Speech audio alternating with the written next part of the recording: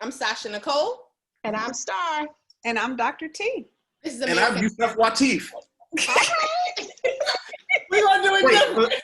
I wasn't supposed to do that. You brought up, but you know what? It's cool. We love it. He brought up this is the definitive podcast for all things Black mental health. And as everyone has heard, we have Yusef Wateef on, and we appreciate that. You know, we just did another show, and we appreciate having you on.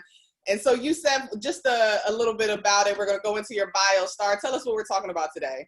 All right, so now today, you know, with all the stuff going on in the United States, many Black Americans have had the conversation over probably the last like 3.5 years at least of, is it the time to seek elsewhere? Should we be looking to find places to live outside of the U.S. that may be more friendly or less violent for African Americans, Black people, whatever you want to call us? So today we're talking about, should I become an expat?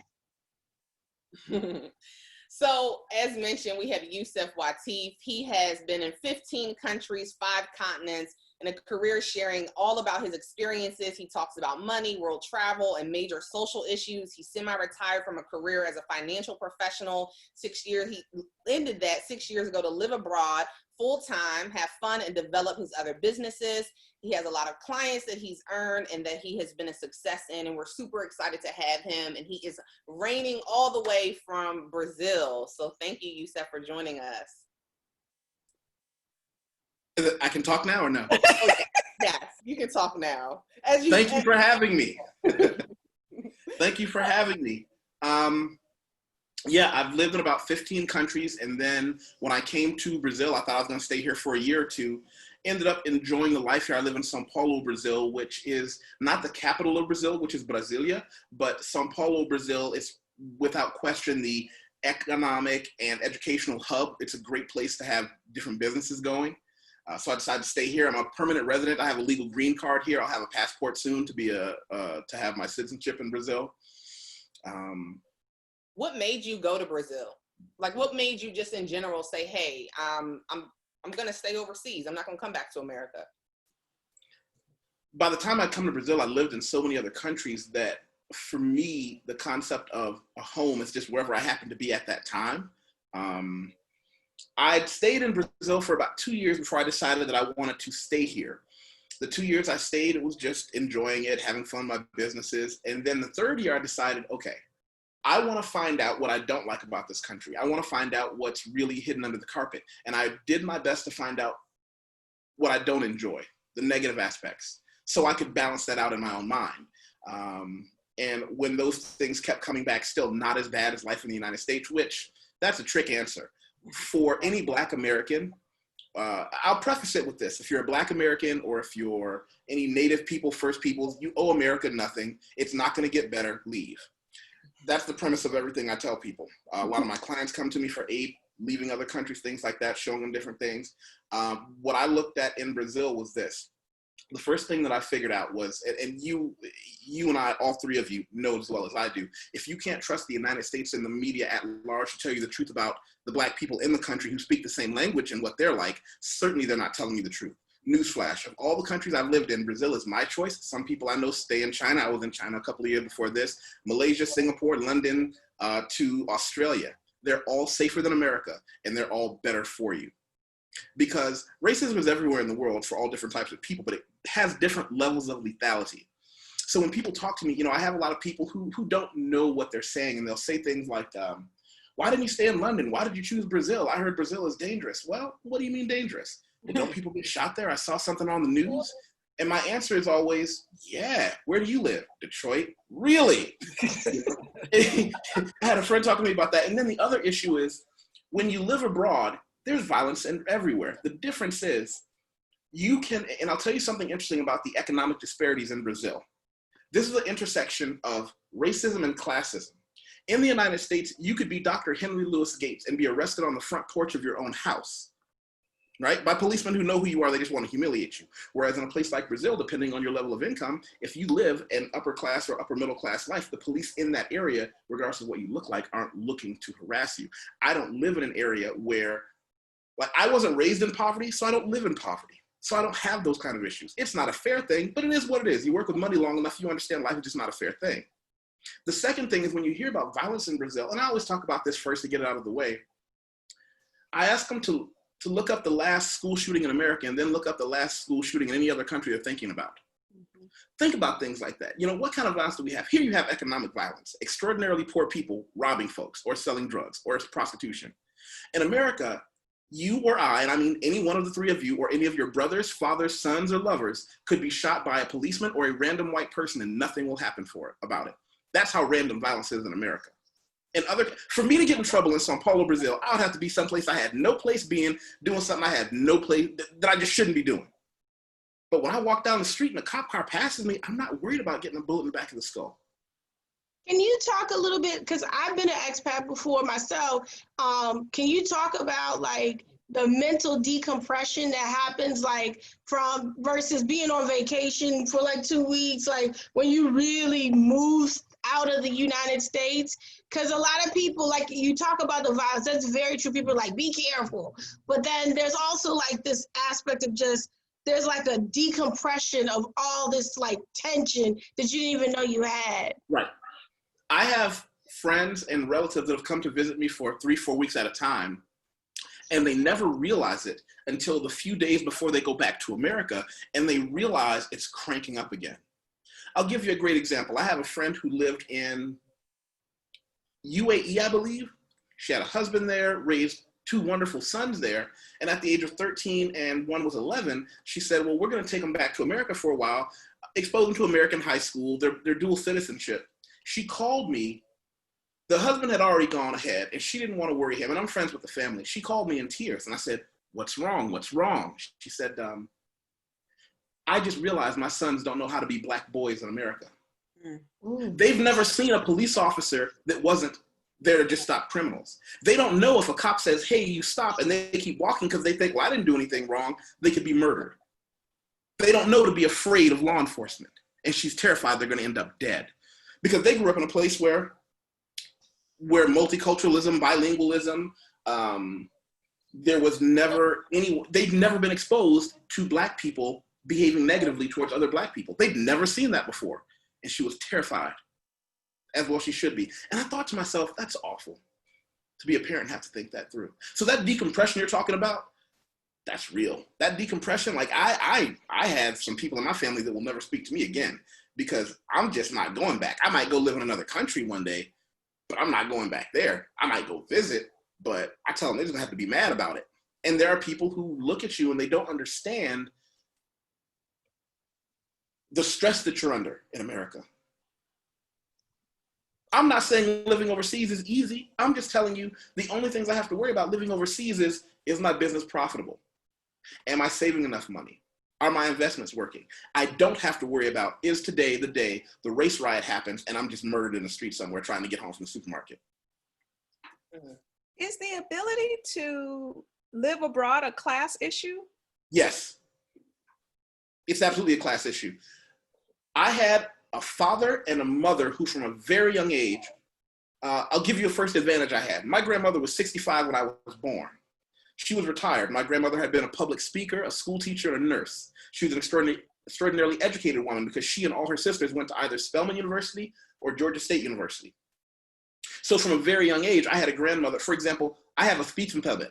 I have a lisp. My grandmother, not the school system, taught me how to be a public speaker, having me recite poetry, reading books to her, standing up in front of her. My parents were avid readers. My mother told me that at a certain point in life, they had to have a decision made. Were they ever going to try to censor what I read? And they said, no, as long as I was reading, it was fine. It was years before they figured out that I was reading their books. I had a father that was giving me Plato's Republic at like 13, stuff way over my head. But by the time I was in school, it was not a big deal. I had a mother, my first memories with my mom was of her reading a word, a sentence, and then she would read a word and then I'd have to read a word. So I had parents that made sure I was educated. And then I got through school and then I have 2 university degrees. The unfortunate reality is we're dealing with a brain drain. I wrote about that. I have a YouTube channel, Yusef Wateef on YouTube. The reality is there's a brain drain going on in the United States. The best and brightest among us are leaving. It's not a fair thing. I have cousins who had regular upbringings from decent parents who didn't get the education I did. They'll never be able to escape. It takes a lot to get out, to be self-sufficient, all that stuff. It's just So for all of those who don't know, an expat is a person who is residing in a country other than their native country.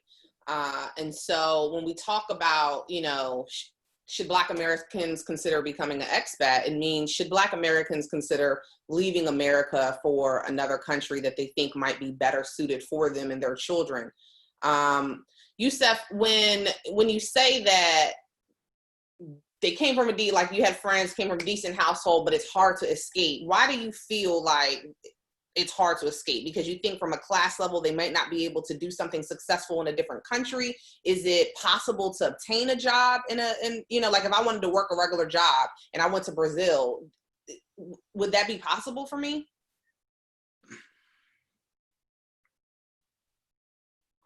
For you to work a regular job in Brazil would mean you came to Brazil bilingual. I'm not fluent bilingual, by the way. I'm a big advocate of the pencil method. I'm not fluent bilingual, but that would mean, and you'd have to have your work papers in order, and you'd have to find a company that could hire you. And there are every country has rules that say you can't hire a foreigner unless that foreigner brings a skill that you don't have. So the unfortunate reality is you could do it, but if you came from the United States and had any source of income that would allow you to make, my clients that I have an expat relocation services business where I teach people what they need to do to come to Brazil. And if you could bring home free and clear $300 a week or more, something you did online, you would be living in the top 10 here. So for you to say working here where the average salary is 1,100 Brazilian real, which is, let's call that $300, you'll make that in a week, whereas most people would in a month. Okay. So is it also a class issue in that here's how poverty works that I've seen. Please feel free to correct me. This is how poor works. Poor works means I'll never have enough to get out, but the people above me that should be able to, at the very least, not drain my resources to get out can't. So when mom and dad didn't get a decent education, as they age and they've been able to save nothing and they have no assets, their children support them instead of supporting themselves or their children. So those children don't get the benefits that a mother and father who worked for 30, 40, 50 years could have given them. And it happens over and over. The only way to get out is someone has to, well, I'm fortunate I was an only child, right? And my parents never, ever told me that it was my job to take care of them. I know a lot of people that don't have that. I know a lot of people that don't understand that decisions you make at 15, 16, when you go from that boy to manhood, I know people that have made decisions that have shut doors for them. A lot of people don't know, you're a young man out there doing something stupid and you catch that felony, it's over. Most people don't know that when you go to other countries, they have a little box on the application form for a visa that says, have you ever been convicted of a felony? If you click yes, they just tear it up and throw it away. I know women that don't know that child you had before you were married is going to sandbag you and you'll never achieve your full potential. I know that's not a socially correct statement, but it's true. As I rapidly approach maturity, I'm 43, I'll be 44 next year. I've spent 20 years of my life traveling, doing business, meeting exceptional people, and I find out the mistakes that we made young if we didn't have a mom and dad, and I stress that, not uncles, not mom's girlfriend or boyfriend, not dad's boyfriend or girlfriend, but a mother and a father, those people end up getting left behind. And I saw it too much. But I think it's fair to say that there are some people, maybe extraordinary circumstances, who are able to turn their life around, make better decisions. I was a woman who had a baby before I was married, and my life has completely, drastically changed from there. Was it hard? Absolutely. I'm not going to fake and say that being a single mother had some circumstances and some bad choices. And would I do it again? No, I would not. But with enough grit and determination, I was able to get past what, as you mentioned, could have possibly sandbagged me. And I know that maybe that's rare, but I do think that it's possible. But I think that you make a lot of good points in beyond the expat conversation, how we as people in general can help each other, or as parents in general, as a community in general, some of the things that maybe we should start thinking about or looking at, so that hopefully we can inspire the people around us to make better choices and to be, educated, even if that is not necessarily college. There's a lot of forms of education that we can give. Dr. T, can you chime in on, as Star mentioned, like the mental decompression, some of the things that Yusef is even saying that, whether it's a hard truth or not, Dear Sister Sasha, Can I make one quick pushback before we go to Dr. T? Yeah, sure. What you said about not necessarily being college, here's another unfair thing about being Black. A lot of other people can get away with not having a college education and do fine, not us. We don't get those second, third opportunities. We don't get to simply have a certificate or a degree, a certificate that gets us places. What I have found, it's already hard enough. Without a rock solid education at whatever level of, because by the way, college isn't bad. College isn't unaffordable. Ridiculous colleges are unaffordable. The college that you want to go to that has a big name. I went to colleges like New Mexico State University, well-respected university, one that I could afford. I can safely say to you, the people that I get to see that succeed, especially on the international circuit, have a university degree. It's very hard for companies to justify doing business with you and paying you the salary that you need to live as an expat. Yeah. But then, well, just to push back on that though as well, is that in terms of entrepreneurship, like you said, when we had the conversation about a regular job, what I gather, and correct me if I'm wrong, is that it might not even be beneficial for someone like me. Like if I say, oh, I want to be an expat, it might be beneficial for me to look at from an entrepreneurial resource where I can make the equivalency, if not more, right, looking at making a regular job. And I think to be able to do that, because I don't want to paint the picture that, and this is my personal belief, that education is the only thing that determines that, because I think that there are people who can achieve things from a business principle who don't. And I'll speak example again, personal experience. My husband never got a degree. My husband and me, I got tons of degrees. He makes more money than me. So do I feel some type of way about that? A little bit, because I got a lot of student debt. But the point of that is there are certain things surrounded that he's absolutely brilliant in, that he didn't go to school for. So, Dr. You're absolutely right, but let's split the difference. In the world that we live in right now in 2020, it's possible for us both to be correct. I have people right now that hire me to help them figure out what can they do to go to school online and live as an expat in Brazil and split the difference. Because right now you have great universities giving away educations because they can't get any students to come back. That's true. We can both be correct. That's right. But you know what? We're out playing double dutch and we're spinning too fast. Let's let Dr. T get in. Absolutely. No, this is such an interesting conversation because as the ladies know, and I think Wateef, my sister is an expat. And you have a sister? Listen, me and your sister have broken bread many times. I love her to death. She's one of my favorite people. I've shown her around Sao Paulo, showed her the whole game, She told me. So, I'm thinking about this from a wide variety of perspectives, including in this conversation. And, I hadn't thought about some of the emotional release or decompression that you talked about as a part of living abroad. But I think it's such a big decision to live abroad. It has an impact on you. It has an impact on those that are close to you. And it's meaningful. I love the fact, I hate and I love the fact that my sister is an expat. And do I worry about her any less than if she was living here because of the things that Wateef said? No, I worry about her just as much and maybe more, because if something happens to her, I'm not able to get to her as quickly as I would like, as if she were here. So, there might be some emotional release and some emotional decompression that the person experiences, but there might be other emotions for them and for the people in their inner circle and expanded circle that also should be taken into consideration. And I also struggle with the idea, I don't know about living all over the world. I know about visiting all over the world. I love to travel. I was actually the one that introduced my sister to traveling internationally. And I'm like, God, look at how this turned out for us. But I think that all of us need to travel more. Even if it's, when I have lived in different parts of this country, when I was a resident in New York, I used to mentor high school girls in Brooklyn, and they had never gone across the Brooklyn Bridge and gone into Manhattan, right? And so I think that the first step for us is to see more than we can see on our block. And that starts to open up the world to possibilities. And then that starts to open up, our last show that we just taped where we were talking about opportunities and how young people see the world differently. I think that we're going to see more expats in the world moving forward, because young people are not bound by the same rules that many of us were historically. They don't have the same sense of rule and sense of duty I do worry about what that means for the Black community here in the US. I think you said it best, Wateef, the brain drain, right? So we talk about this sense of community. We talk about the social fabric. We talk about what it's going to take to lift the African American community in the United States as a whole.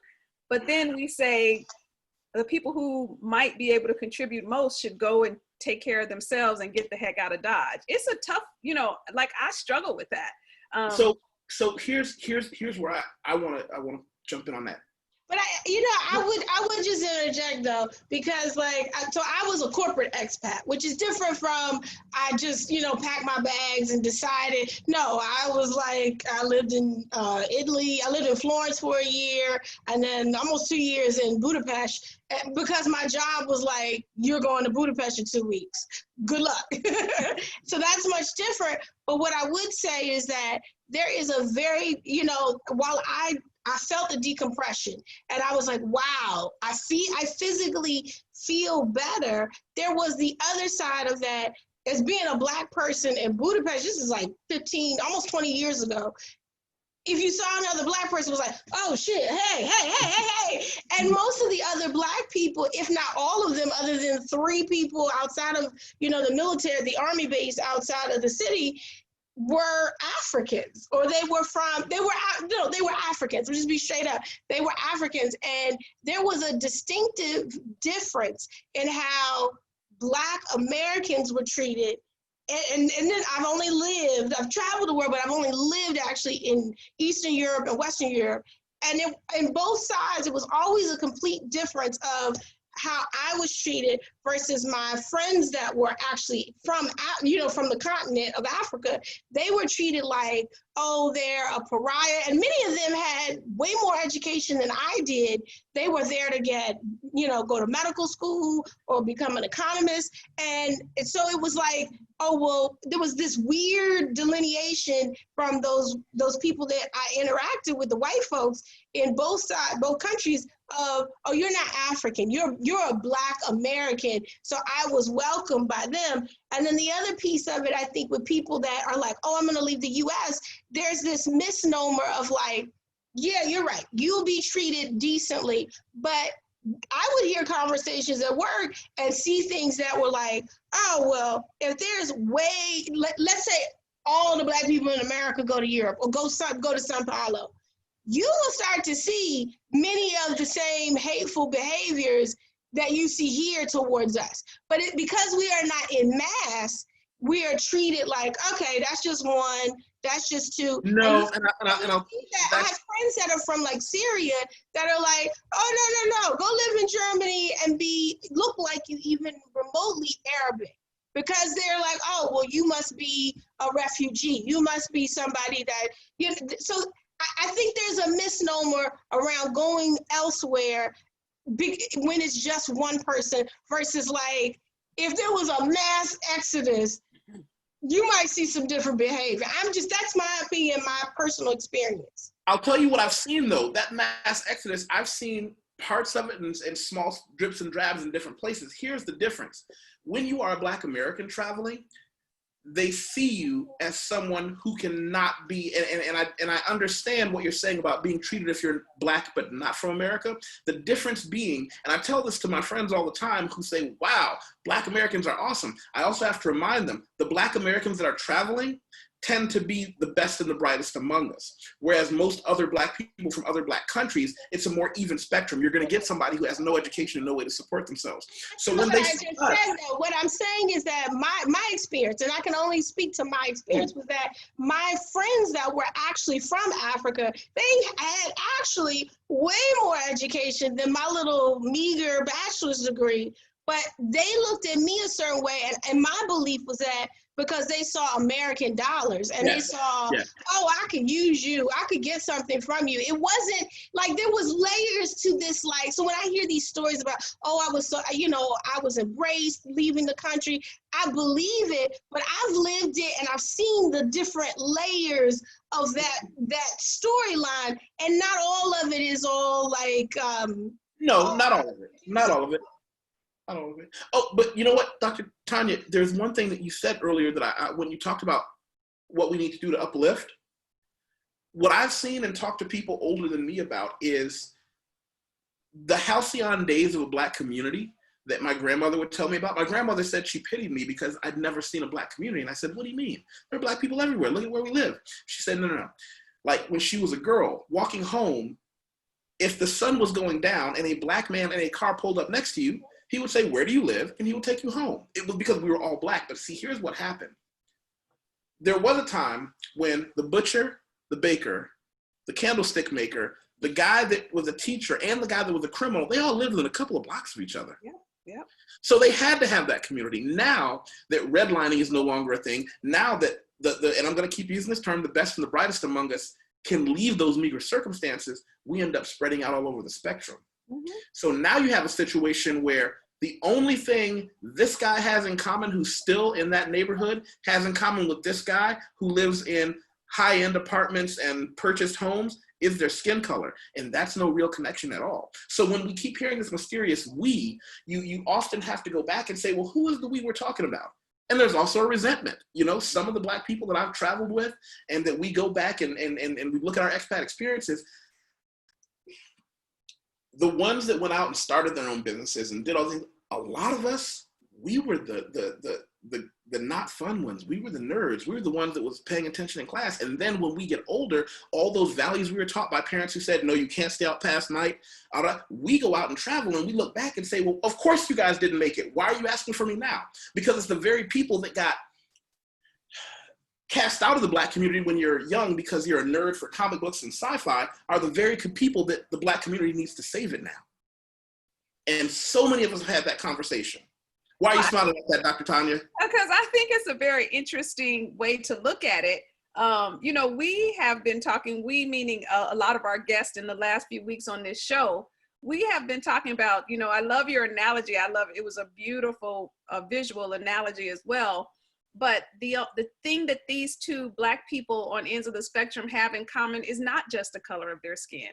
And if we allow that to be true, then we're buying into the narrative that we are all trying to fight against. We are still more similar than we are different. We still have a sense of kinship and belonging and connection and history that binds us, whether we want to acknowledge that or not. So our commitment, no matter what end of the spectrum you're on, still should be to each other. And so that is where the question about how do we lift the whole together comes from, because it's the belief that we still have more in common, even though some of us have made it out and some of us are living other kind of lives. We shouldn't be the ones that are casting value and judgment, even if it was given to us. I mean, you know, we were all nerds at some point, right? When you say don't cast value and judgment, we're not all equal. Equal doesn't exist in nature. Well, I think I am saying value, right? So value is, everything has value. You don't have to decide, you meaning any individual person, what has more value than others. All you have to agree is that everything has value. I mean, that's like saying that the paper or the match, one has more value, neither can work without the other.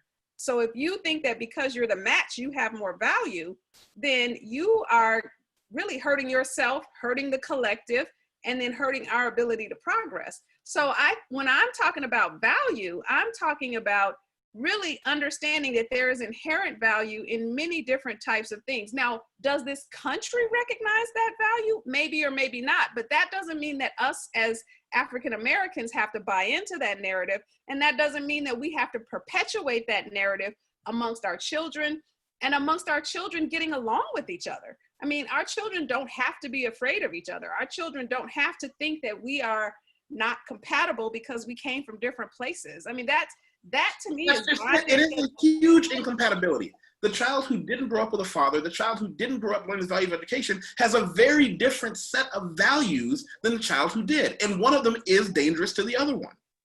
That's a real thing. I do not agree. I totally disagree. I think that is a narrative that is like central to white supremacist narrative where we start to other each other. We are othered in this country and in Sao Paulo, because Brazil, per our history, we know is like the second largest slave-holding, country. So No, actually, more slaves came to Brazil than the United States. It's huge.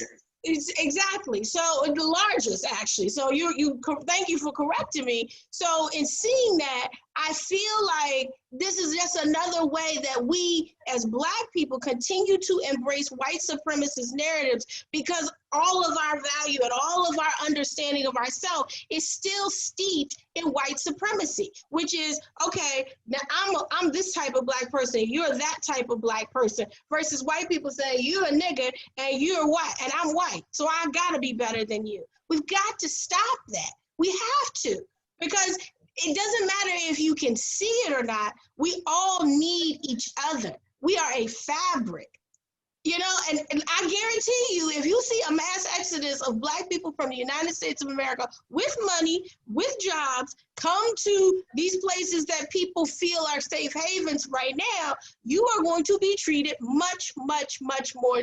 I hope you find out. Than you are. I want to run that experiment.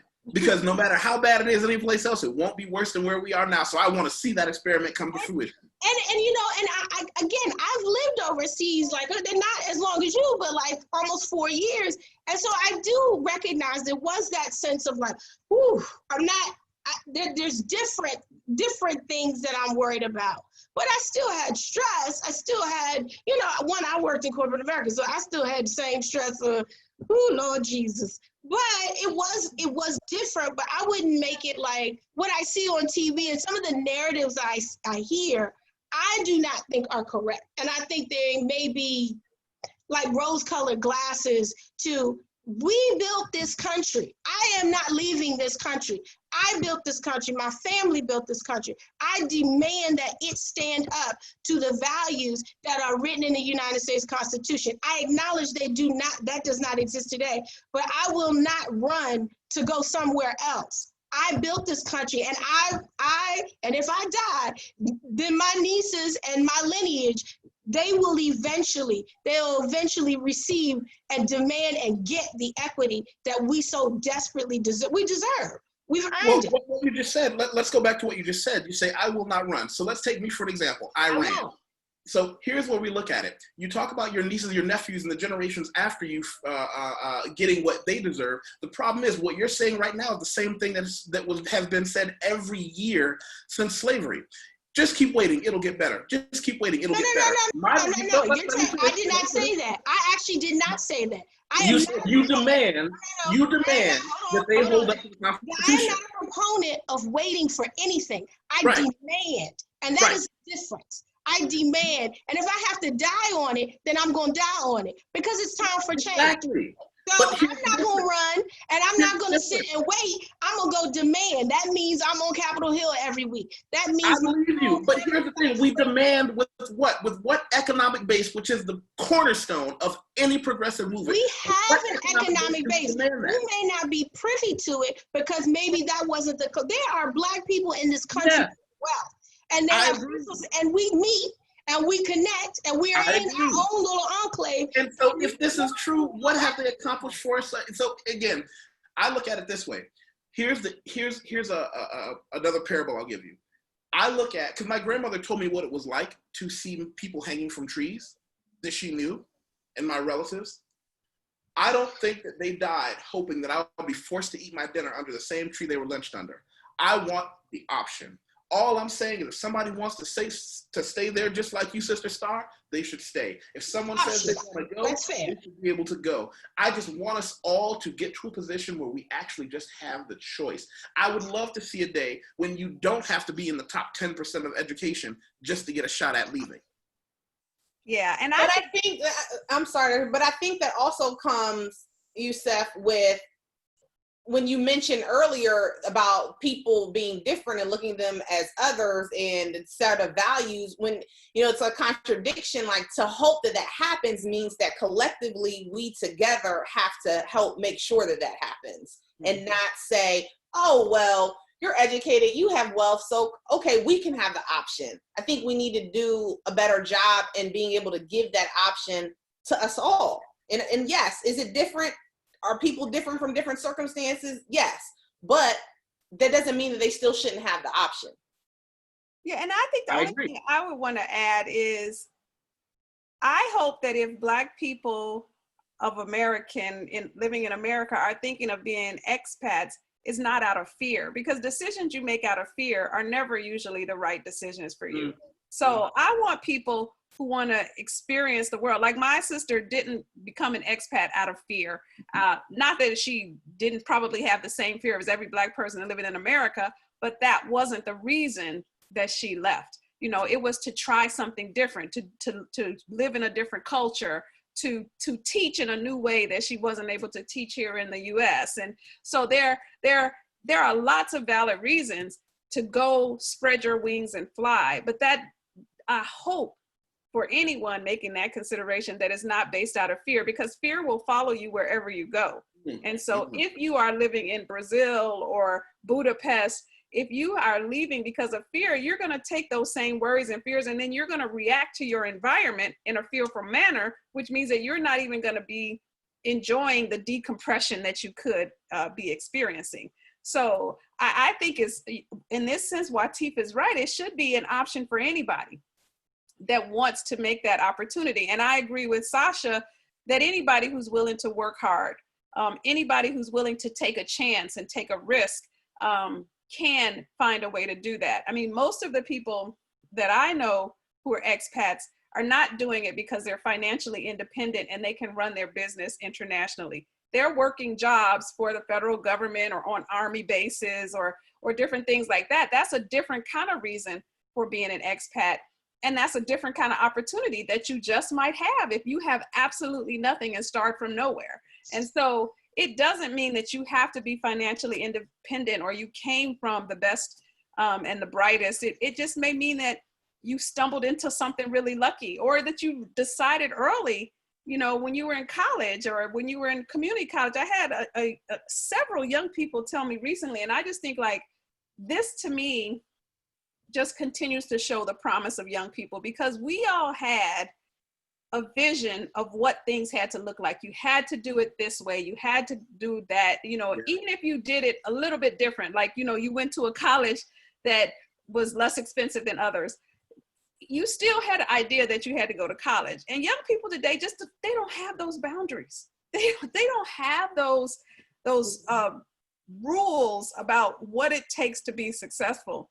So I think we are going to see more people, especially young people, trying different things. But I hope that they don't, you know, use the brain drain analogy. There is a way to give back no matter where you live, right? Yes, and that is correct. You know, with some of the different things I'm able to do, I'm able to give back without having to live in the United States.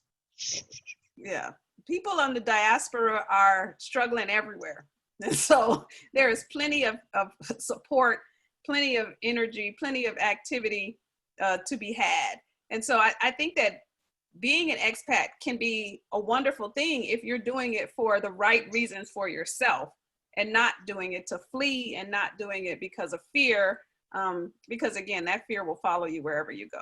Absolutely. I think I think part of like, one of the things is like, we don't know our own history. So to say that things have remained the same year after year, it's just not true. It's not true. We've led a lot of what has happened with Black people in the United States, and the liberties that we've demanded and fought for, then expand to other places. Now it is safe for you to go there and here and elsewhere because of the liberties and the fights that we take every day here in the United States. That's why you see this natural reaction of globally, there's now this, hold up, people in Korea are marching for Black Lives Matter. And like, that's not even a thing there. It's not even an issue there. You know, my best friend grew up in Korea. And it's like, you know, so I think we have to start centering ourselves in value for Blackness. We are demanding and asking and in some cases begging for others to value us,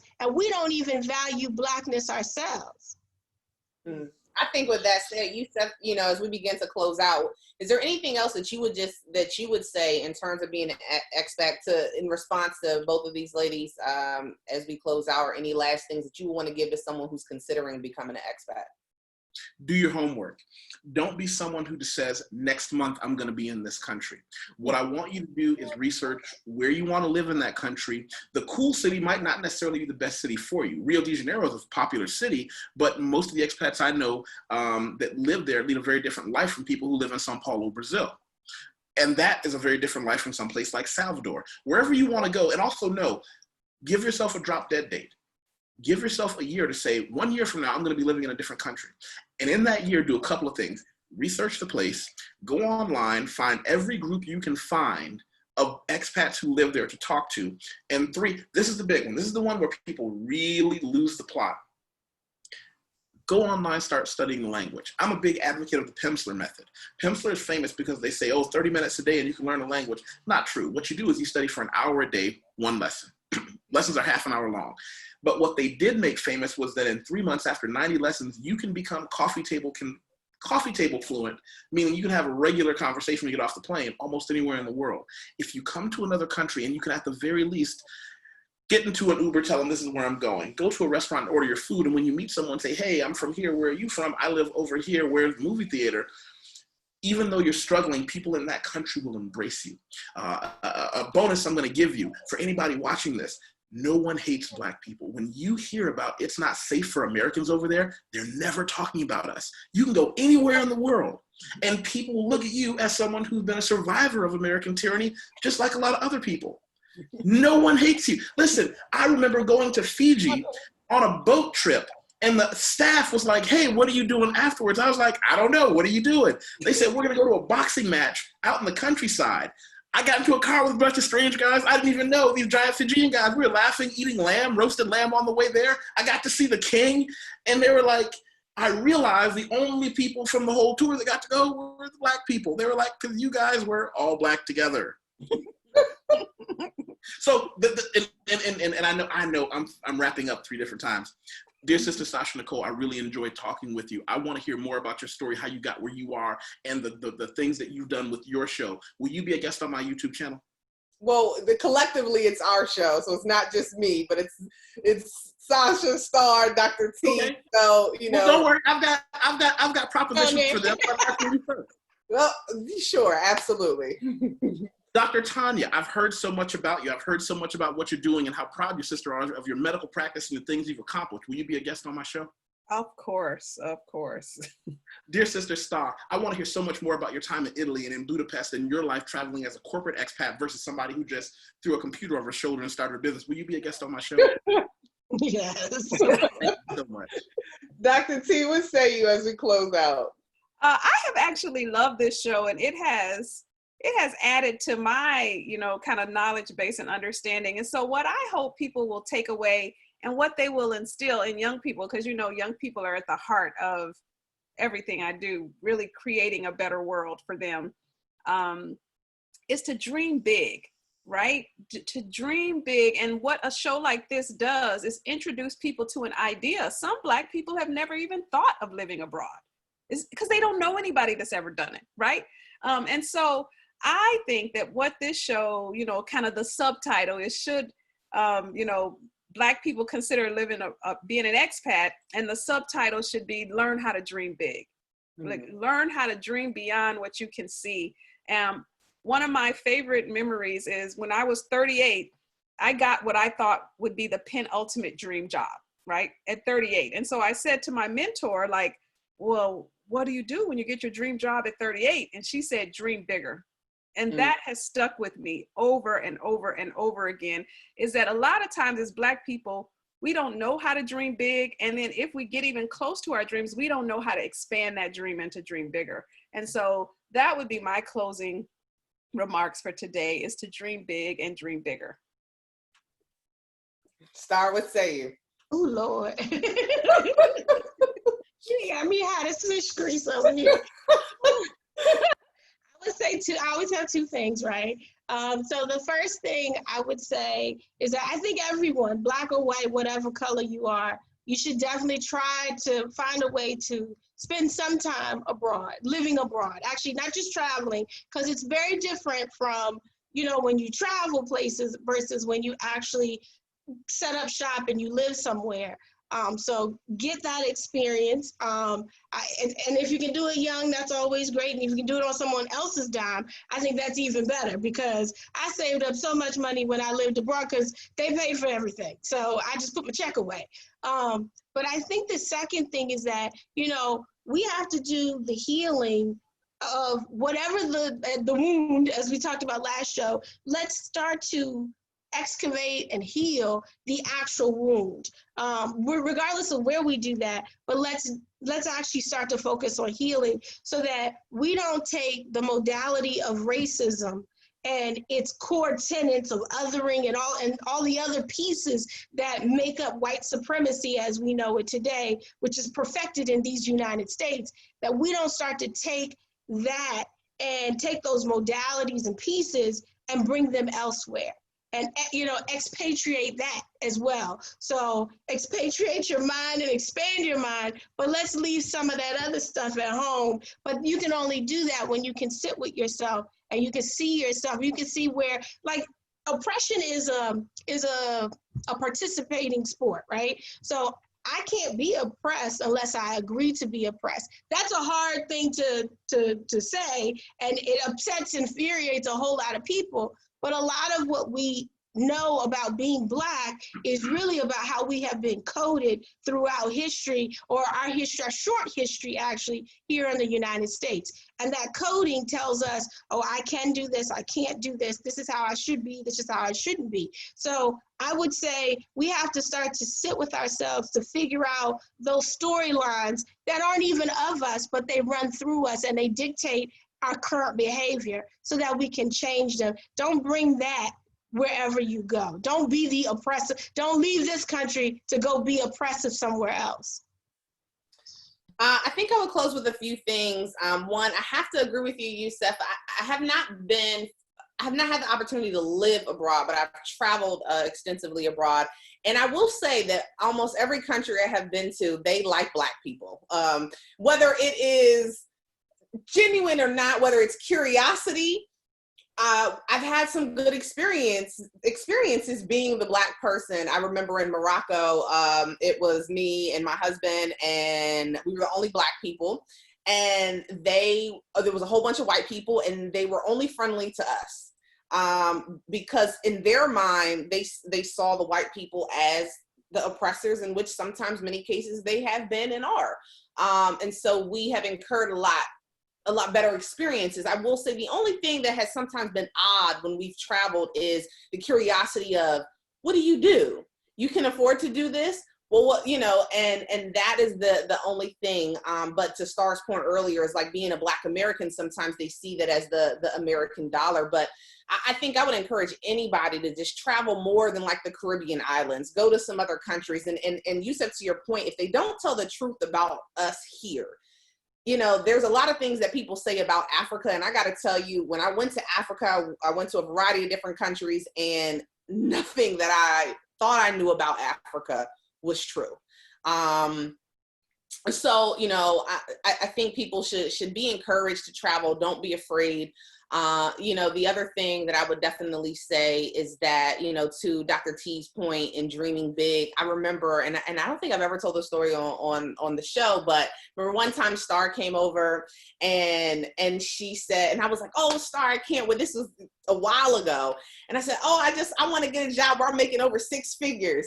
And to me, the 6 figures was so exciting. And Star was like, yeah, I can't wait. I need to clear $1 million this year. And I was like, dreaming big, like I'm thinking 100,000 and she's thinking 1 million. And there was the distinct difference that was inspiring. And so when I say this in terms of becoming an expat, and like you said, Dr. T, is that, you know, it is possible to dream bigger than what you've been told or what you think. And that includes going to other places, going to other, you know, whether it's countries, meeting other people and having those experiences. And I think, and I hope that all of us, especially as Black people, will take the opportunity to do that, because I do think that there is an advantage to seeing things from a different lens than what we know. So with that said, Yusef, we really appreciate you for coming on, sharing your opinion. And the other thing I want to add is I appreciate the healthy dialogue, because we didn't agree, but again, that's a point in showing people that it's okay to disagree, and it's okay to be able to do that in a healthy way. So we appreciate you. Thank you for sharing your story, your opinions, and coming on. So with that said, Amerikan Therapy, follow us, all platforms, and we out.